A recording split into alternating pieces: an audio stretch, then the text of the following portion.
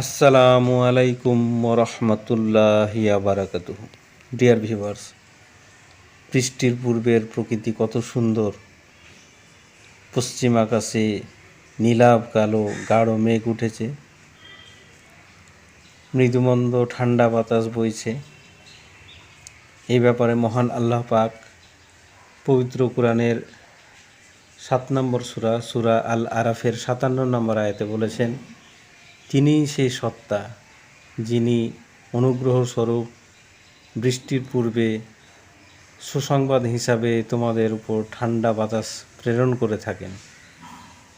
আমরা সেরকমই পরিবেশ দেখতে পাচ্ছি।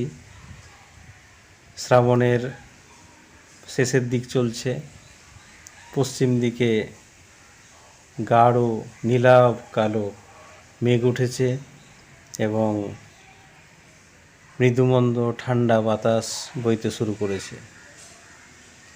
একটু পরেই ইনশাল্লাহ বৃষ্টি এসে যাবে। সেরকমই পরিবেশ, অত্যন্ত সুন্দর পরিবেশ।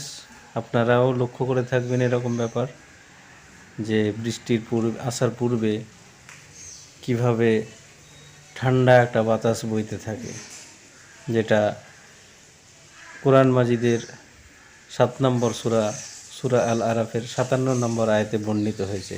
আপনারা আয়াতটি পড়ে নেবেন। এখন সেরকমই একটা পরিবেশ আজকে পেয়েছি, আপনারা এটা উপভোগ করুন। যারা প্রকৃতিপ্রেমী তারা বিশেষ করে এই দিনগুলি উপভোগ করে।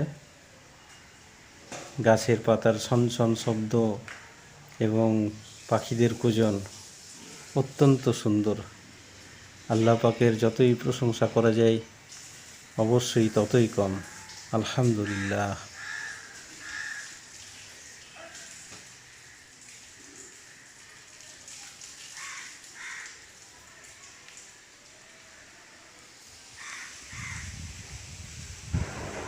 এই যে সেই কাঙ্ক্ষিত ঠান্ডা বাতাস, আলহামদুলিল্লাহ।